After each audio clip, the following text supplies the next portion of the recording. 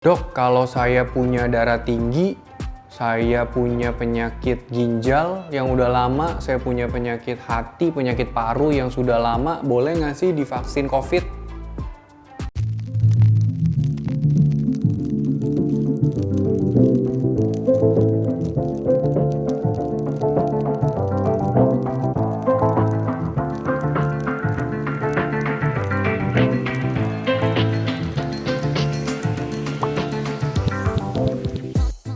Halo Millennials, kembali lagi di video YouTube kita hari ini bersama saya Dr. Gary. Dan ini adalah part 2 dari penyakit-penyakit yang apa saja yang boleh dan apa yang tidak boleh. Kalau belum nonton part 1 tentang penyakit apa aja yang boleh dan tidak boleh untuk disuntik vaksin Sinovac, bisa nonton dulu di video sebelumnya. Dan kalau video ini ditonton oleh yang sudah lansia, mungkin yang sudah di atas 60 tahun, tolong nonton dulu screening atau quiz rapuh. Karena kalau misalnya tidak lolos quiz rapuh, sudah pasti tidak boleh divaksin COVID. Oke? Kalau misalnya sudah lolos screening, lolos quiz yang rapuh tersebut, nah kita sama-sama belajar lagi apa aja yang boleh dan tidak boleh. Atau penyakit apa yang diperbolehkan dan penyakit apa yang tidak diperbolehkan untuk mendapatkan vaksin Sinovac.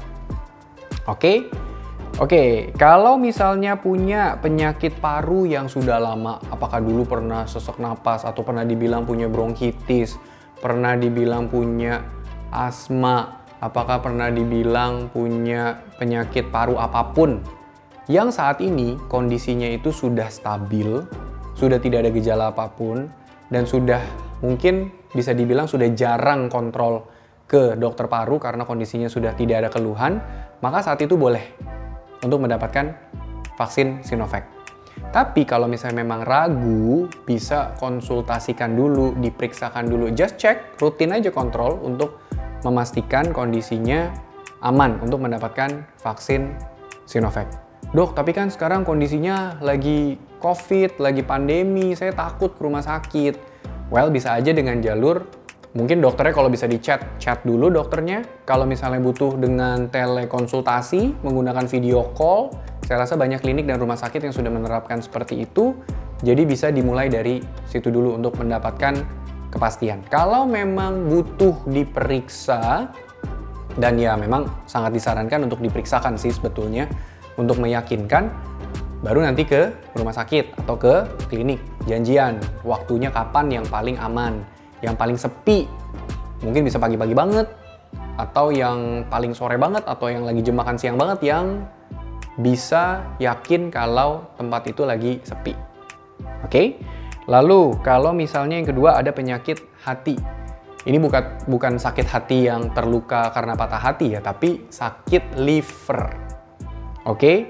Contohnya apa aja sih? Misalnya punya sakit hati yang sampai butuh ditransplantasi, sampai butuh cangkok hati untuk bisa hatinya biar supaya bisa dipergunakan lagi untuk tubuh kita.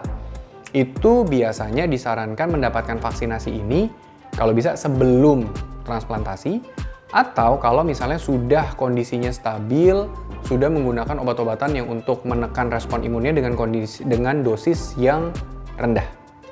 Itu baru boleh mendapatkan vaksin Sinovac. Nah, tapi perlu diingat, kondisi hati itu kalau semakin turun, fungsi hatinya semakin turun, itu berkaitan dengan kemampuan badan kita, antibodi kita untuk meresponi vaksin COVID-nya tersebut. Jadi, harus dipastikan dulu kondisi livernya itu memang aman, stabil, atau yang tadi mendapatkan transplantasi itu harus sudah menggunakan dosis yang sudah minimal, baru bisa diberikan vaksin Sinovac. Jadi balik lagi, kalau ragu tolong konsultasikan ke dokter livernya, supaya kita jadi yakin boleh mendapatkan vaksin tersebut. Oke, nah sekarang yang sering banget nih ditanya, dok kalau saya punya darah tinggi boleh nggak sih divaksin?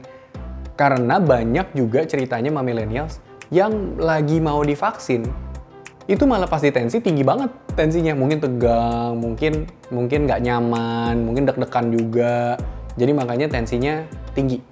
Nah, kalau dulu, kalau di atas 140 atasnya, dan bawahnya itu di atas 90, jadi kalau di atas 140/90 itu sudah nggak boleh vaksin.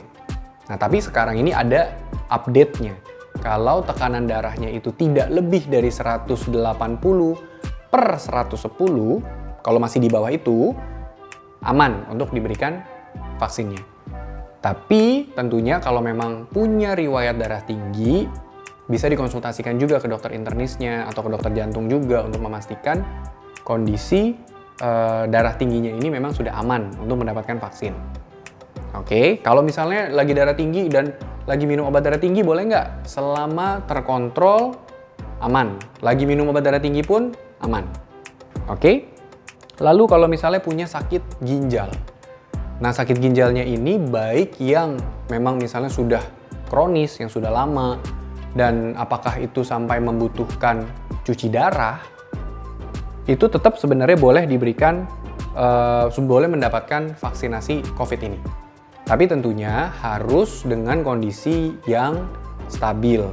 Jadi balik lagi, sangat disarankan untuk kembali mengkonsultasikan masalah ginjalnya itu ke dokter ahli ginjal, spesialis ginjal, supaya yakin kondisi saat ini aman untuk mendapatkan vaksin Sinovac.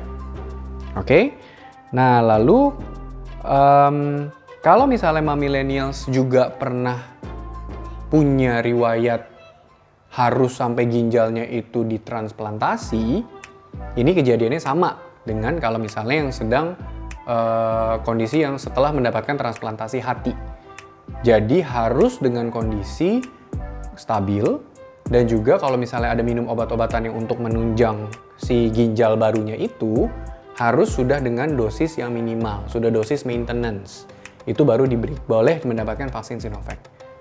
Tapi balik lagi ya, tetap kalau mau yakin, konsultasi dengan dokter ahli ginjalnya supaya jadi yakin kalau memang divaksin itu aman. Oke?